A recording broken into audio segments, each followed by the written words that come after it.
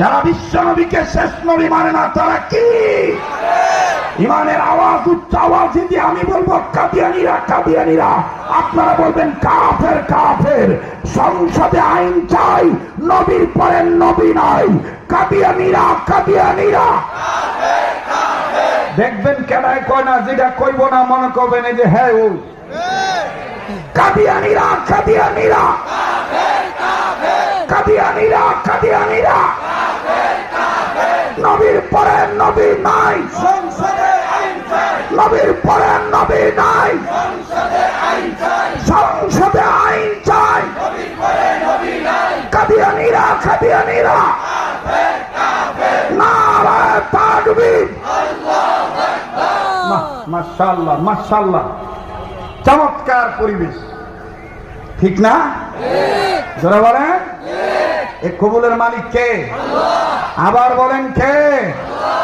তো আল্লাহ বললেন, হাবিব বিশ্ব মানবতাকে কল্যাণের জন্য আমি রব আমার পক্ষ থেকে দুইটা জিনিস পাঠাইলাম, বোরহান নামক নবী, নূর নামক কোরআন শরীফ। তো নূরের অর্থ একটা, এক নূরের অর্থ আল্লাহ।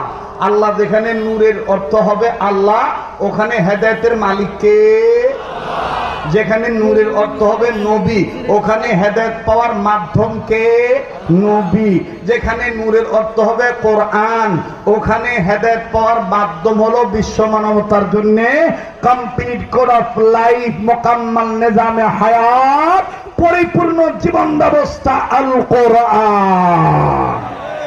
সব সমস্যার সমাধান দিতে পারে আল কোরআন। জোরে বলেন, সব সমস্যার সমাধান দিতে পারে আল কোরআন। এই জন্যই তো পৃথিবী বিশ্ববিখ্যাত একজন বৈজ্ঞানিক ছিলেন, দার্শনিক ছিলেন, যার নাম হলো জর্জ বার্নার্ড শো। কি নাম? George Bernard Shaw. এই বেড়ারে একদিন জিজ্ঞেস করতেছে, স্যার আপনি বলেন তো দেখি পৃথিবীতে সবচেয়ে উন্নত মানের জাতি কারা, সবচেয়ে উৎকৃষ্ট মানুষ কারা? তখন জর্জ বার্নার্ড শো কিছুক্ষণ চুপ থেকে জবাবে বললেন, পৃথিবীতে সবচেয়ে উৎকৃষ্ট মানের শ্রেষ্ঠ জাতি হইল মুসলিম জাতি।